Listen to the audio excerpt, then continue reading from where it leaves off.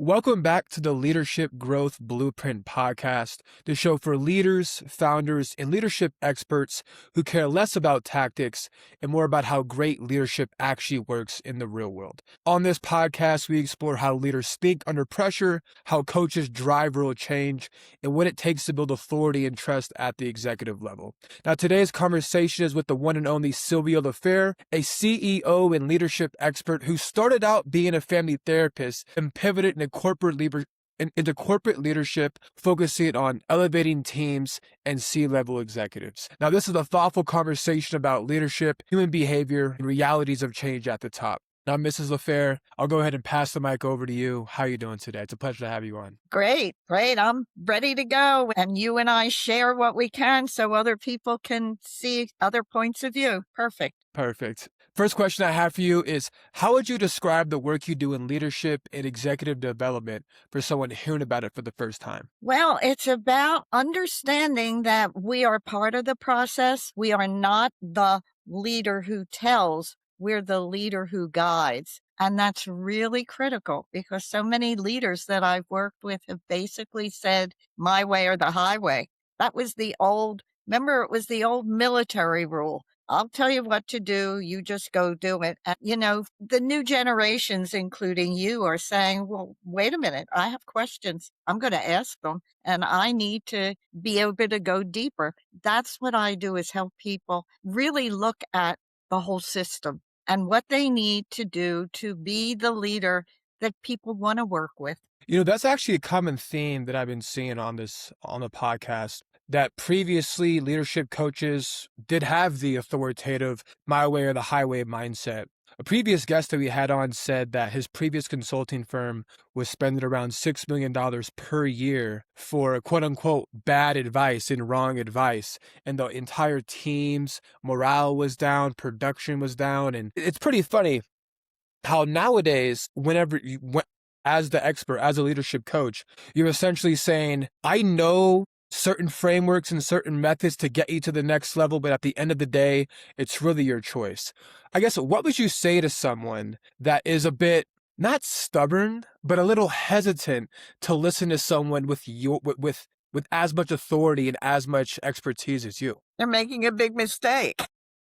They better listen. Ain't that the truth though, right? Well, it's interesting, Jordan, because when I started to work in the business world, there was kind of a level and you didn't go down beneath that. And the story is, one time I was with the head of a sales group in a very large organization, and HR had required that he come talk with me, or that I go talk with him. I had to go to the mountain. He wasn't coming to me. Anyway, in the conversation, I sensed so much anger at the gal who had gone to HR. I can understand it. She complained that he was playing favorites and that he didn't listen. And I had talked with many on the team and they were all saying the same thing.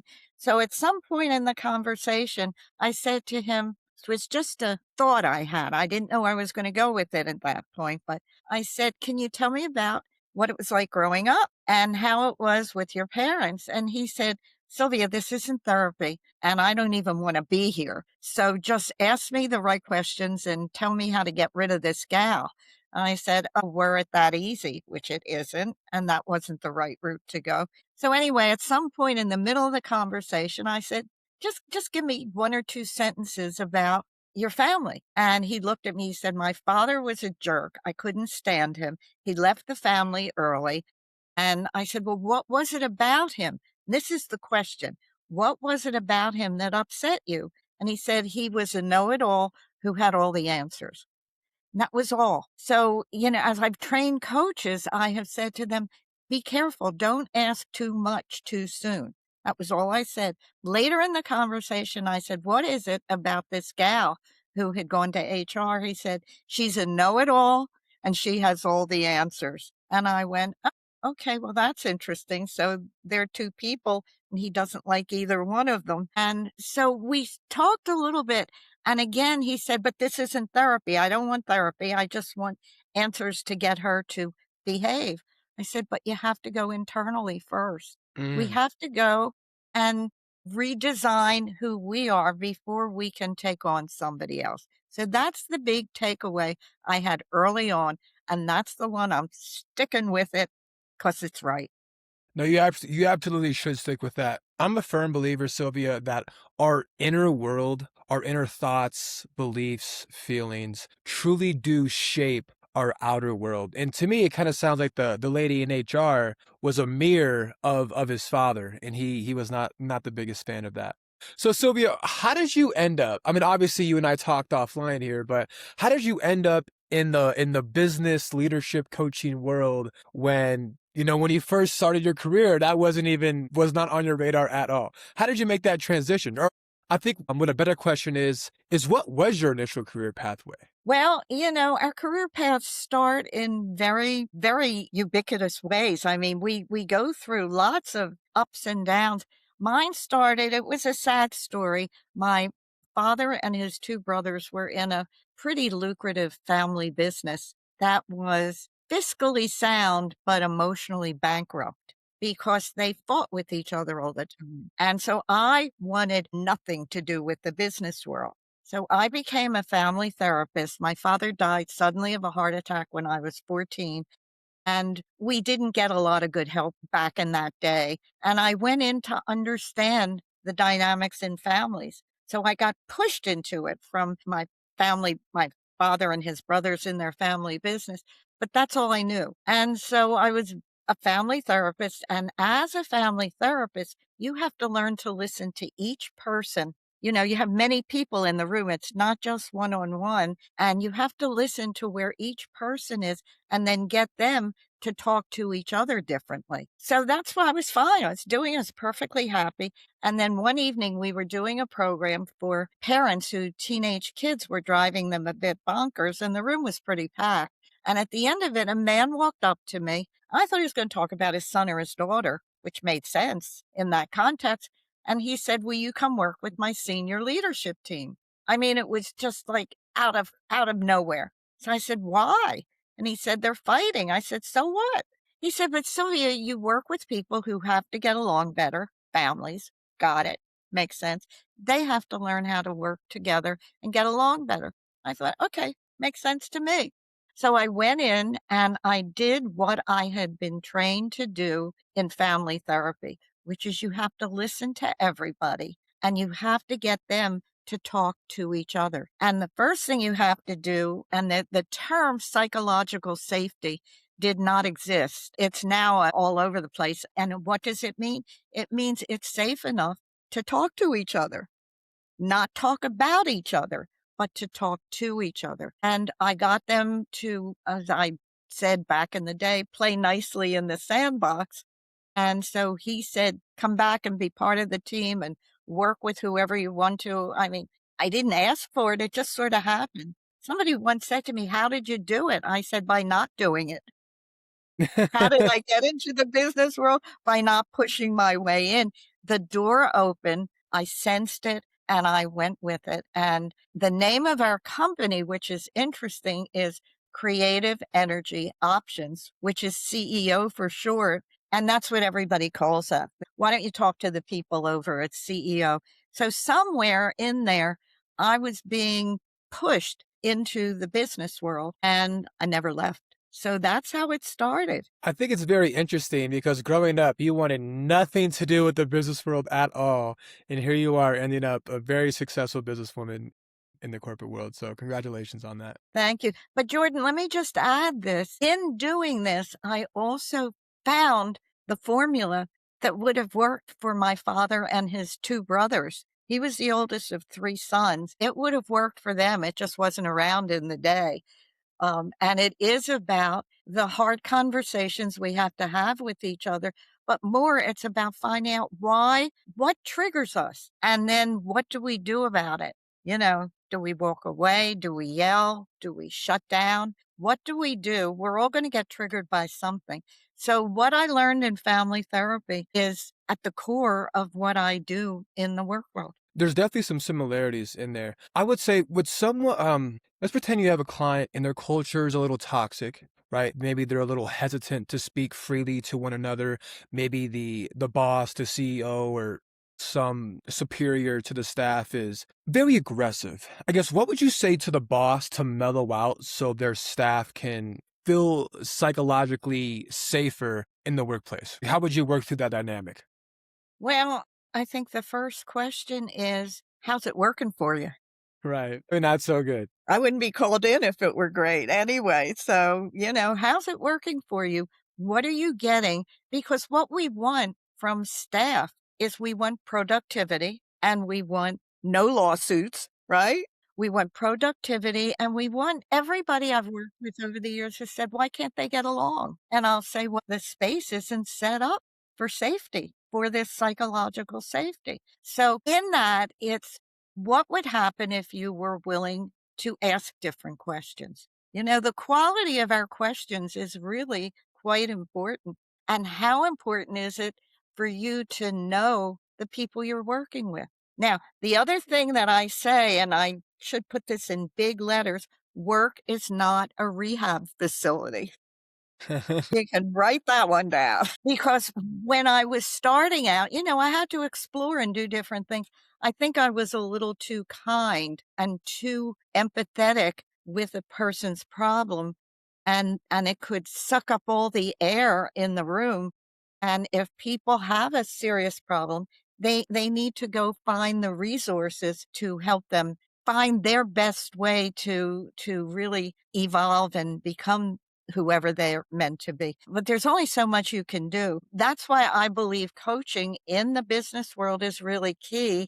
Get a good coach. They can do some one-on-one work with the person. But for me, the biggest thing that showed up were the patterns that were so similar to what I had pulled together for kids growing up in families. And those patterns were showing up in the workplace. So what I did was start to work with people with patterns so that they could kind of become a little more comfortable with what they were learning. It's so interesting how us humans really live our life unconsciously through patterns. What is the first step to, I guess, breaking those negative patterns? Well, here's my quick technique. It's called the way out. The first thing we have to do is observe them. Okay? Which isn't easy because it's so much easier to say, he did it, she did it, they did it. I did my thing. It was all perfect and right, but it's his fault, her fault, their fault. Okay. It's to say, wait a minute. When you're pointing your finger at somebody, the thumb is going backward. It's sort of boomeranging back to say, pay attention to you.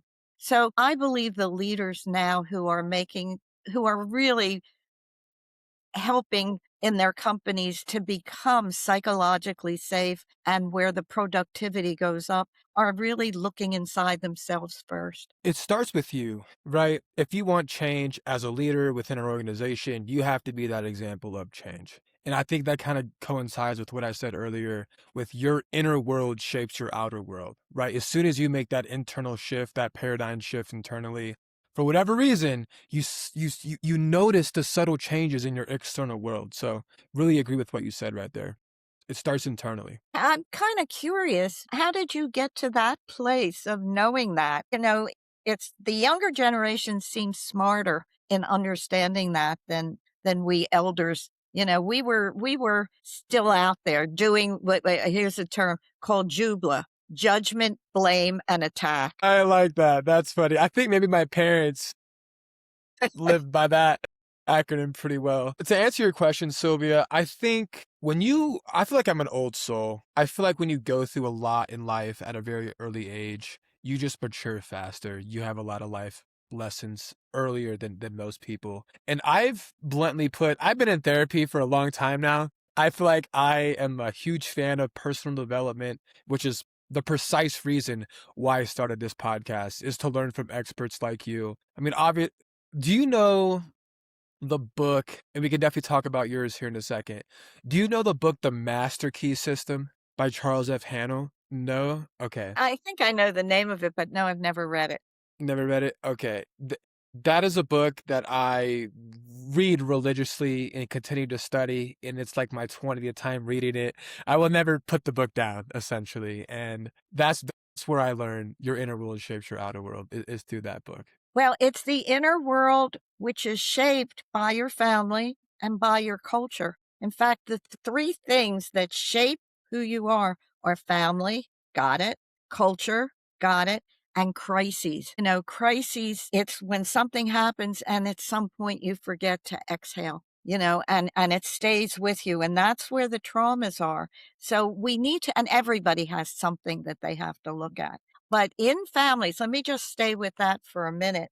You know, there are roles that we take in the family. There's the smart one, there's the cute one, you know, there's the lazy one, there's the inappropriate one. I mean, you know, and sometimes if you're an only child, you get them all piled on you at once. And they have come from unfinished stuff from your own parents. Now, I'm not judging it. It's just that's how it works. We hand things to our children that were handed to us by our parents, grandparents. So in looking at the past, we need to say, what is it that formed us? Family and the book, I'll put a little pitch in for my first book, which is called Don't Bring It to Work, Breaking the Family Patterns That Limit Success, which shows how these roles that we played become patterns in our lives. And I came up with 13 of the most common patterns, and everybody can relate to at least one or two of them. If you can't, you're lying to yourself or you're not even alive, because these patterns are there and they exist and we've got to work with them. What we want to do is not just own them, we want to transform them.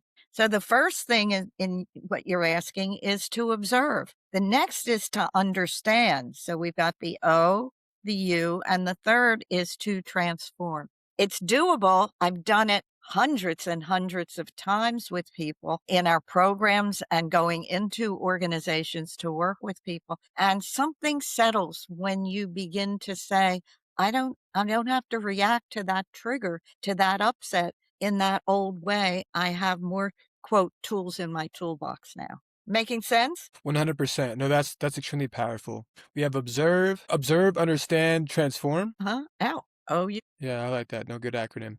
What was the name of your book one more time? don't bring it to work. Don't bring it to Breaking the work. family patterns that limit success. Says it all there. No, absolutely. Do you mind going into one pattern specifically that you find through your work people tend to bring to work?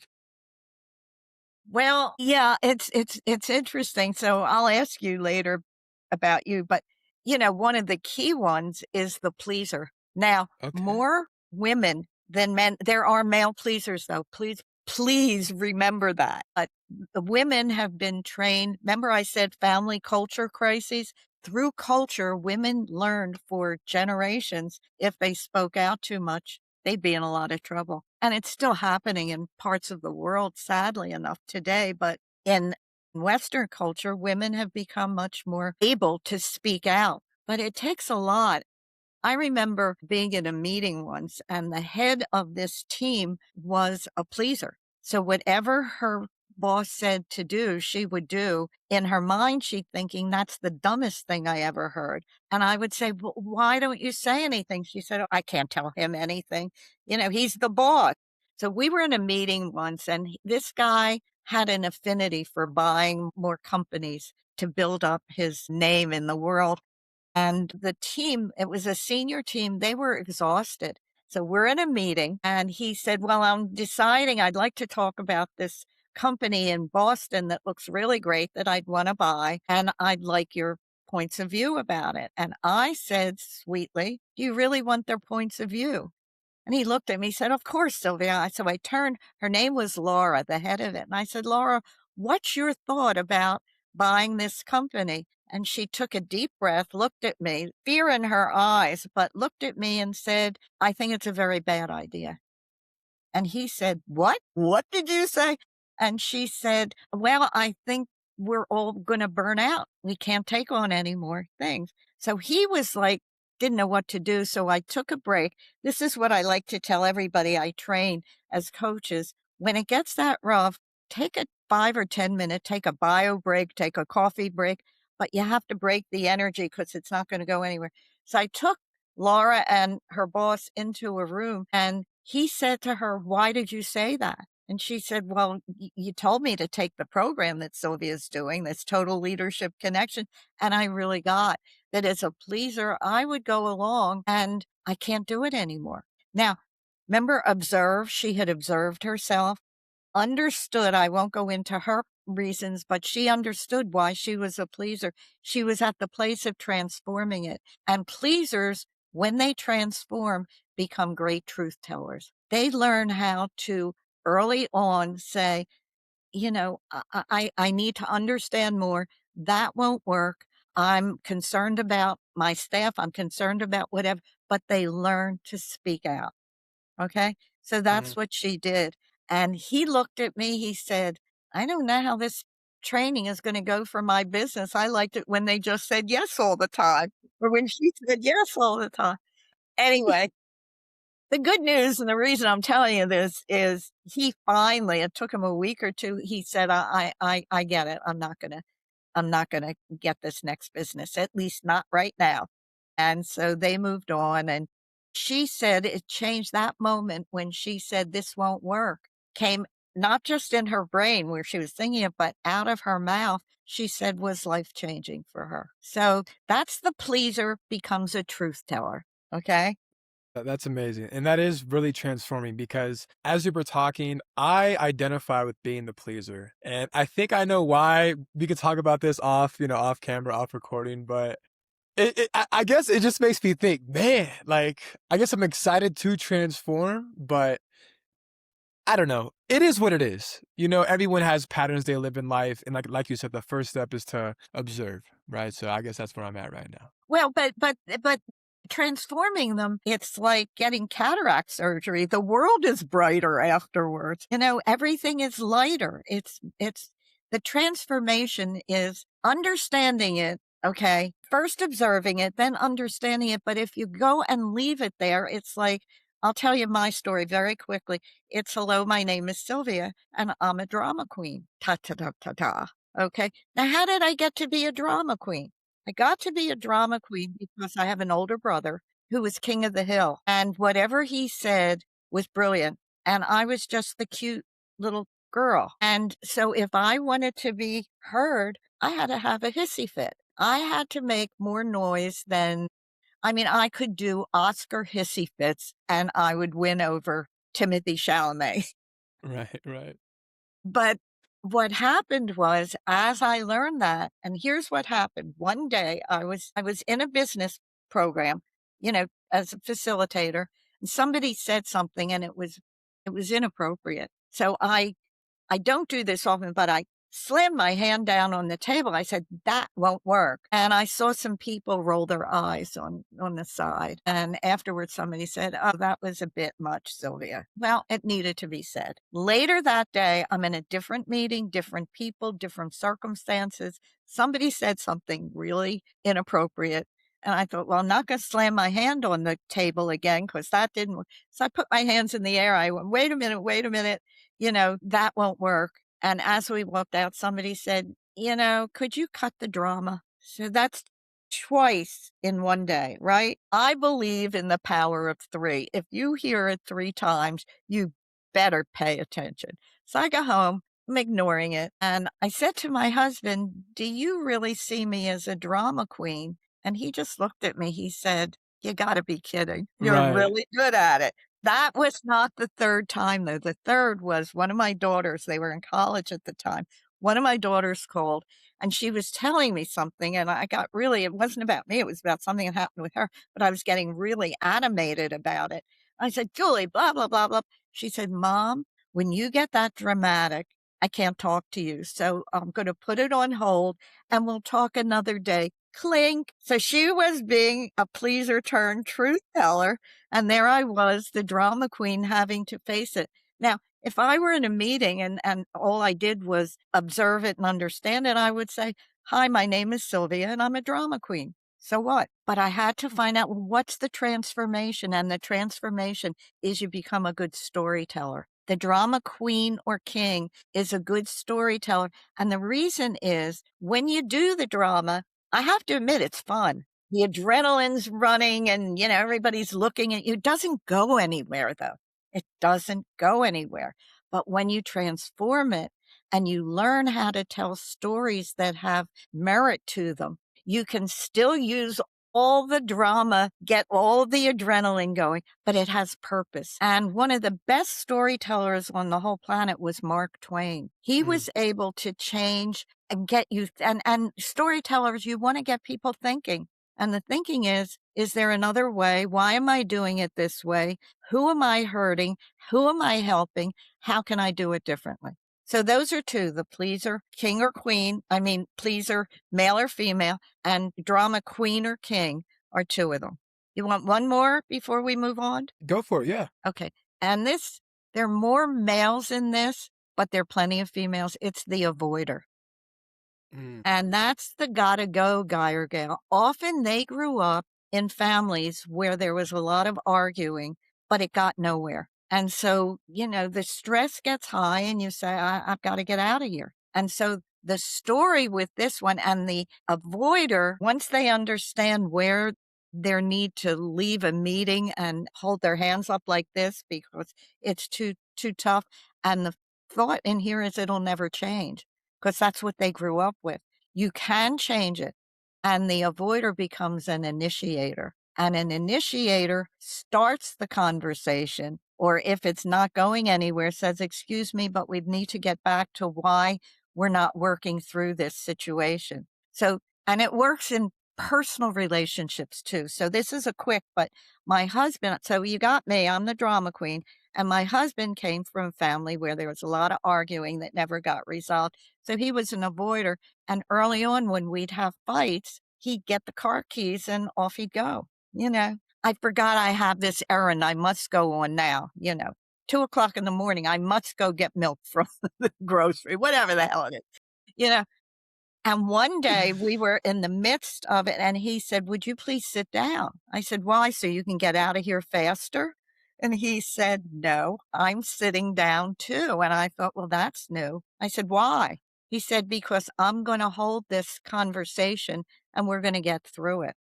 Now, what happened to me, the drama queen, is this big balloon filled with the drama started to deflate because I had nothing to fight against. I couldn't prove anything. And he was there taking charge rather than running away. And in, I would say, 10 minutes, we resolved something that could have taken a couple of days of snide comments and ignoring each other. So we saved a lot of years in understanding these patterns. So it works everywhere. And what I'm doing in the workplace works equally well for families and couples. Who do you feel like would get the best type of results working with you? Well, for what I'm doing, I would say all of the above Of the above? because what we can do, and there are different ways of doing it. A lot of Mhm. people work one-on-one. I have trained many coaches who have learned the system that I have developed, and they're out there working one-on-one and in companies. Family businesses, it's really, when people are in a family business, I tell them they signed up in this life for the accelerated program because you can't get away from it. You're Ye there at Thanksgiving dinner and you're there at the business celebration or misery, whatever it is, but I can work either way, either working one on and then helping them with their teams or starting with the team and helping them begin to help the whole team. I love the term psychological safety. It's what we need. And people are saying, well, I'm not here to make this happy little family at work, Sylvia. I said, well, you're here for productivity and success. You better help them get along better. Right. If you are afraid to speak up at work, you are only gonna have, what, a 50% efficiency for your output, opposed to that being, 90 to 100% output all the time, right? It's like, "Oh, well, I hate my boss. They're super mean to me or they talk down upon me. I'm only gonna do enough to not get fired." You know what I mean? Well, that's where the term jubla came from because it's so easy to judge, we really blame and attack. And that way we kind of keep a shield in front of ourselves in the teams that I've worked with that really, and you don't have to tell everything. This is not, as I said, it's not a rehab facility. It's not therapy.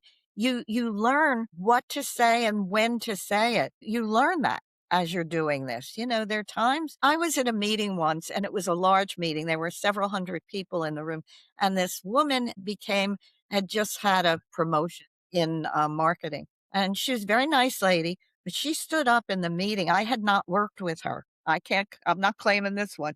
But the first thing she said is, well, I want you to know that I was an alcoholic and I was in rehab for alcoholism.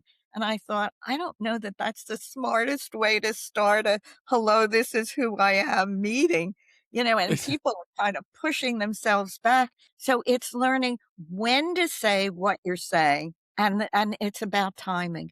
But you can learn that. This is part of the transformation of the patterns, is when to say, I'd like to share this, or say, this is not the right time. Or do you do it in a group or do you do it one on one? So after that meeting with this gal, people came up and they said, why did she start that way? And I said, well, I guess she wanted full disclosure, but it's about the when and the where as well as the how. And she did not last that long in that company. So that just came to my mind. I haven't thought of that one in ages. That's funny. It's like she started off the meeting like she was in an AA meeting or something. Hey, I'm Jordan, I'm alcoholic, you know? Yeah, Anyways, you said you have multiple books, right? I do. Talk So to me about that. the first one is, as I said, Don't Bring It to Work, Breaking the Family Patterns That Limit Success. And then I really did a deep dive into where women fit in the business world and how women are growing. So I wrote a book called Gutsy: How Women Leaders Make Change. And it really goes back into looking at what were the messages that you got as you were growing up. And then how did you talk about what you learned about yourself? When did you learn to speak up? How did you learn to tell the truth? When did you acquiesce to superiors and say it's their way, not my way? And what do you want? And so you go back and I have to show you, I have the book right here. Yeah, And pull it up. the cover of this book, can you see it? Yes, looks like an egg cracking. Okay, so that's what, as women, it's interesting. Every month we do something about eggs in our body. Yeah, We yeah, you won't we guys do. won't go into, although right now women going through whatever their bodily changes are, menopause is really a hot topic right now. You should have somebody on who works with that. But the cover of the book, this is just a quick funny story. I had the cover with the Mhm. the company I was working with, and the cover, I must have had 10 of them and none of them worked. This one it looked like Angelina Jolie from Lara Croft Tomb Raiders in a business suit with a briefcase, pushing her hands through a wall. And I thought, oh my God, but that's what I had. So my other daughter, Michaela, had happened to stop over, and I said, here's the cover of the book. She said, this is about the 10th cover. And she looked at it. She said, no book with my mother's name is going out into the world with that cover. And I said, oh, I'm just sick of looking at covers. So we got online and we got somebody who did this. I guess AI could do it in this day and age, but this is before that. And I said, all right, make a cover. And she said, no, you're going to work with me with it. And I said, but I'm not visual, I'm auditory. I don't want to do it. She said, well, then I won't work with you. And I went, oh shit, okay.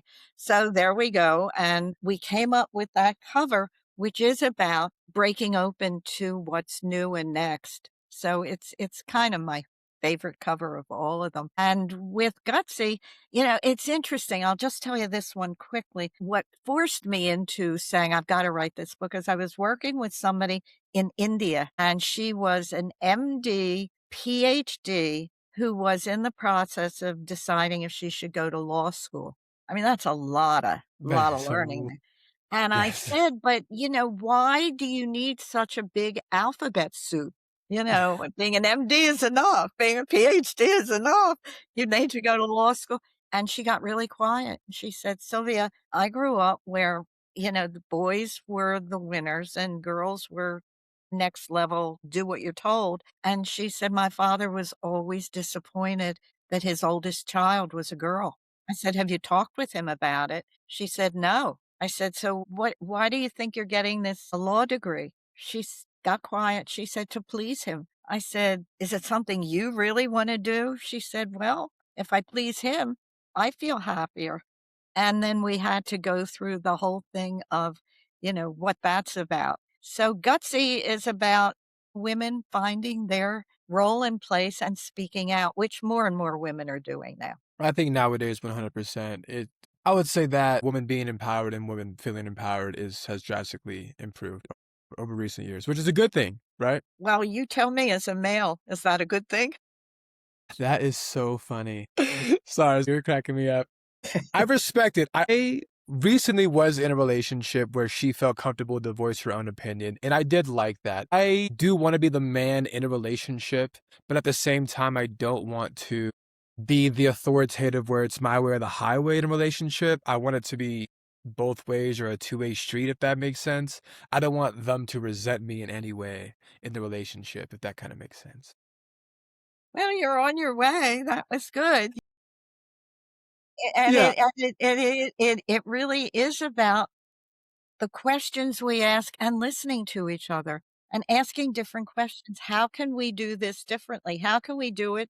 So, the old model, we used to say it's a win-win. I haven't heard that for quite a while, but that was, really the hot term in the business world. We have to make this a win-win. And then the boss would say, well, this is what we're doing, whether you like it or not. See ya. I go. More just a lot of words, but not actions. There is a place now where, we do look women are taking more risks, okay? And what's happening as women are doing that and beginning to share even childcare at home or, I kind of check how many fathers are in grocery stores, with their little kids and sometimes I'll stop and say, how's it going? And they'll tell me their stories about, well, my wife usually did this, but now we're sharing it. And, I'm learning a lot about a different way of caring, So men are learning how to be more caring. Women are learning how to be more risk taking. And the equation is that caring and risk taking equal sharing. And you can share the load more effectively. And it takes time to work out, but it's the way of the future. I definitely think there needs to be more a balance and symbiotic relationship with caring and risk taking. It shouldn't all fall on one gender in the family dynamic. You know what I mean? Not anymore. And Right. things aren't even with all the disruption right now in our world, underneath, it's still underneath we will find a new balance point for how we get along, which leads to the next book I wrote, which is called Unique. I mean, this cover's nice, but it's not as good as the other one. But Unique is about how when we know people who know each other better are more comfortable with each other. And again, I don't think we have to spill our whole life story like the woman who got up and said, well, I was an alcoholic for, in a group meeting at some point, it may have had its place, but not on a stage in front of hundreds of people. I always wondered what her purpose was to say that. But as we begin to tell our stories to each other, there's a human element that shows up, and about the ebb and flow. And I'll tell you a quick one that's the beginning of Don't Bring It to Work is a gal I worked with who she made me look like I'm a mute, and I talk a lot, you know. um, she talked and talked and talked. And finally, one day I said to her, what happens when you sit quietly? And she said, no, no, Sylvia, I have to get my point across. I have to, I have to. She was the head of a team, but she was driving them crazy. And what she said was, and she was also an athlete, very good athlete.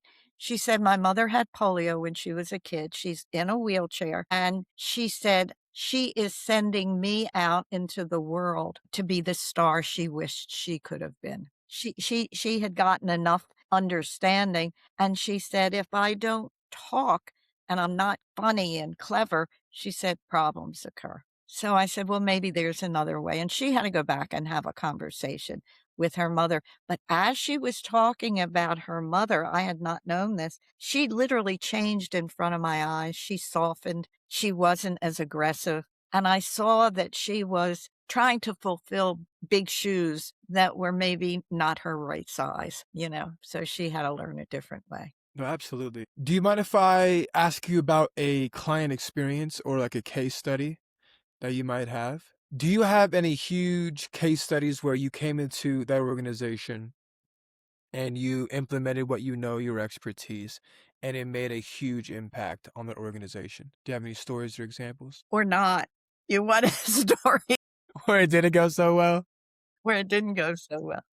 That's Yeah. funny. Now I'm I gonna could tell you a didn't go so well one. Yeah. sure you can tell us both. Yeah, sure. Well, you know, a lot of times when people are doing this, they're always talking about, you know, how everything ends up wonderful, and it doesn't end up there all the time.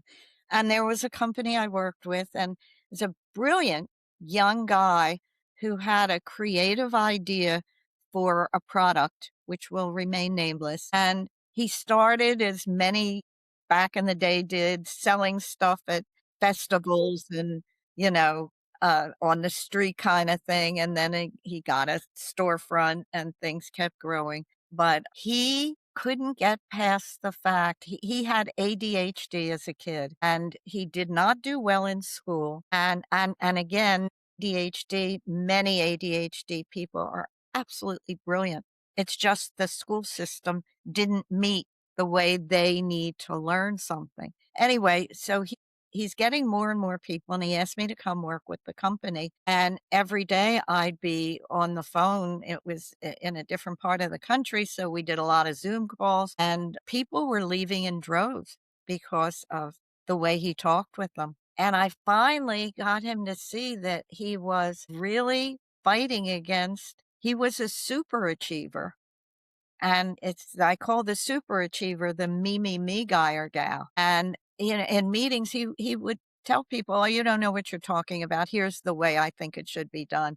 And I could not get him to move past that. So at some point, I did everything I knew how to do, and I decided that his second in command would take my role and begin to do things. But they aligned against everybody else in the company, and I finally had to say, "It's not their time," and I resigned. I've only done that twice in my whole career.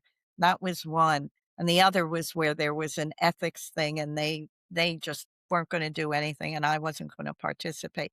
That's an ugly story I won't go into. But, you know, other than that, do I have happy stories of people who have, yeah, you know, I have one. You want me one happy one? Yeah. One happy one. And this is a gal who was in the media, and there's a lot of ego stuff in the media. And what happened with her was she was, you know, a pleaser, but she was also a rescuer. She would jump in and help everybody that wasn't doing well. Pleasers just say, "I'll do what you tell me to do." In here, they're thinking, "That's nuts, but I'll do it." Rescuers don't even get to ask. They just see somebody.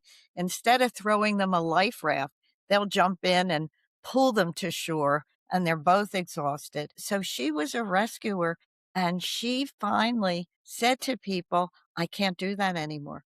I will become a mentor." And what she did was she began the transformation to asking the right questions. And she just kept getting promoted till she was the senior executive of a very cool TV show that I'll keep nameless because I don't like to tell, you know, what my clients are doing. That's their personal stuff to tell. No, for sure. No, that is pretty cool though, to be an executive at a, pretty big show like that. Right on. But she had to move from saying, "I'll do it for you," or "I'll talk to the person for you," the rescuer, to saying, "Let's talk about how you can do this differently, and I'll have the safety net here. I don't want you drowning, but you're gonna have to learn to swim better." So that's the shift that was made there. When you first got started, how did you end up attracting clients or how did you end up working with corporations? Did you have any marketing strategies? And I'm asking this question really for the new coaches, the new leadership coaches in the space who are trying to get started, trying to find clients, etc. I guess what piece of advice would you give them? Well, that's not for me, it was kinda easy because when this man said, "Will you work with my senior team?" and I went in and, he told a friend who told a friend who told a friend and, and I had to prepare them. This is deeper work than most clients do, but it would be effective, and they would see the difference, and they would tell a friend who tell a friend. So I never had to do any marketing. But that's not I mean, it just sorta happened that way for me. I believe that in this day and age, the need to do deeper work with people is where things are. A lot of people, Tony Robbins, I'm sure you know who he is, Yes? No? Yes, Maybe? I know Tony Robbins, yeah. Okay. Well, he's made a big splash in terms of what he's done, and he does good work, and then you take his communication things and what you do at a step level 1, and you add to what I'm doing to help people look at their histories and what the patterns are that they're not transforming, and when they transform, you see it at work, and that is what keeps coaches going. It's you and you have to do your own personal work. A coach who hasn't done his or her own personal work is very invalid quickly. People know intuitively, which leads to my new book that's not out yet. It's called Glimmers at Work, and it's about the new leadership operating system for head, heart, and gut. And it's we've got to do our own work. You know, am I perfect? Well, the drama queen would say yes, but the storyteller would say, you've still got a long way to go, Sylvia. But the point is, people know when you're effective and when you're truthful and and you've done your own work to make transformations in your own life. That's what makes a good coach. And that's why, and interestingly, I've trained many coaches. I have about a dozen that work with that because I'm doing less coaching and unless it's something I really need to do while I'm writing these books. And Glimmers is coming out soon because it's really about head, statistics, the logic of it, heart, which is emotional intelligence, but you can get trapped in there, and gut, which is the intuition of is it safe? You know, can I do and it's taking all three and integrating them to a whole person philosophy. And when you begin to teach that to people, it keeps you're valid and they want you to work with their friends.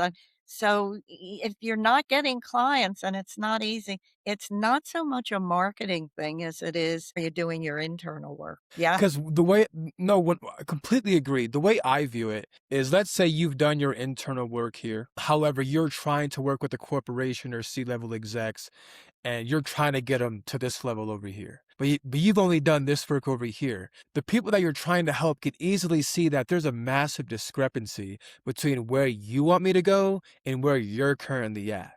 And unless you max yourself out first, how can you push someone else up the mountain? I guess another reason why I started the podcast, like I'm just a huge fan of personal development. I think when you max yourself out, when you achieve your best self, not only do you help yourself, but you help in a small fraction. You help the rest of the world in a way. You help your family. You lift everybody else's vibrations. You help people that you haven't even met to this day. You're going to help somebody in the future because you're maxing yourself out today. And I think that is so powerful. And that's truly what keeps me going. Sorry, that's my energetic rant for the day, but I that's how I love feel. it. I love it.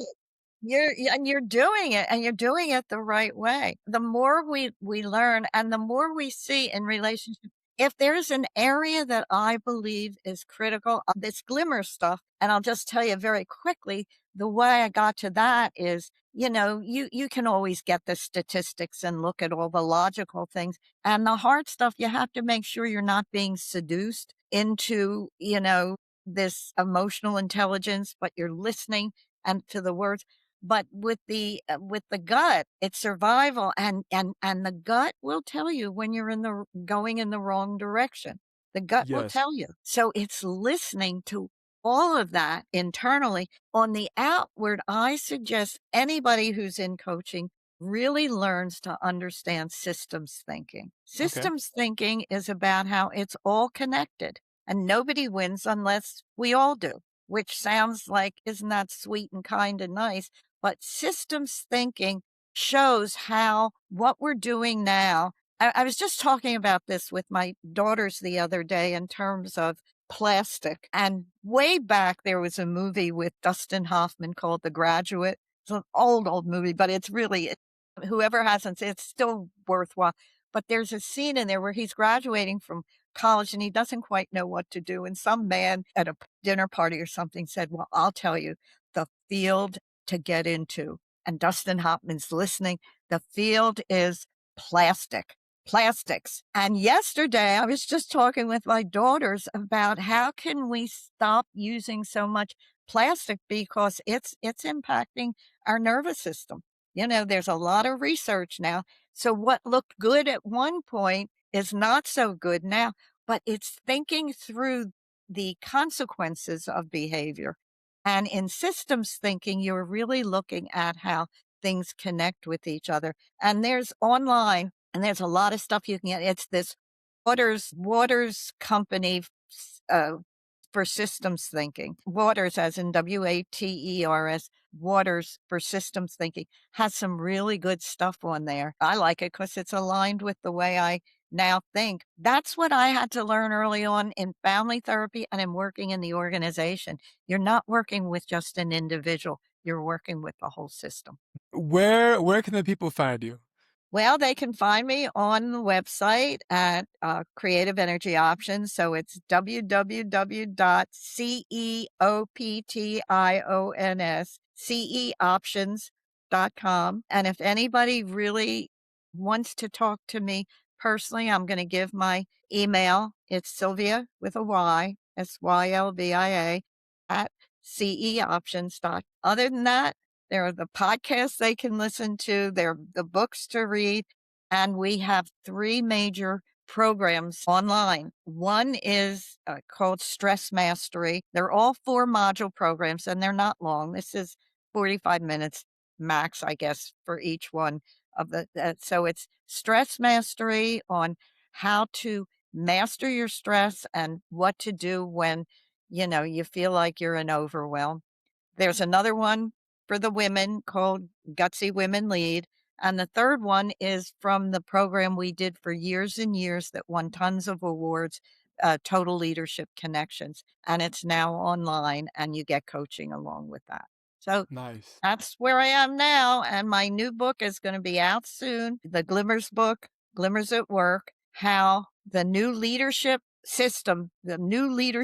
organizing system for head, heart, and gut. Everywhere there is, and there are a lot of other really good people who are out there. Brené Brown does really good work. Adam Grant does really good work, so there are lots of places if this is for coaches to keep going and keep growing. And if you're looking for a coach, as I said, I have a dozen really good people that I've trained, or that I can't say I've trained, that feel aligned with this whole person thoughtfulness of how to help be a coach and coach others. That's it. Amazing, amazing. Thank you so much, Sylvia, for hopping on the podcast. It was a pleasure having you. I know I got tons of value, and I'm sure the audience did as well. For those Well, and listening I out want to there, wait, I want to stop. I want to acknowledge you for really doing this. You're from a younger generation, but it's your generation that's taken over, and knowing this stuff is really important for you to keep searching and, as I say, keep going and keep growing. I appreciate those kinds words, Sylvia. Thank you. Audience, it was a pleasure having you. We'll talk to you guys soon. Thanks.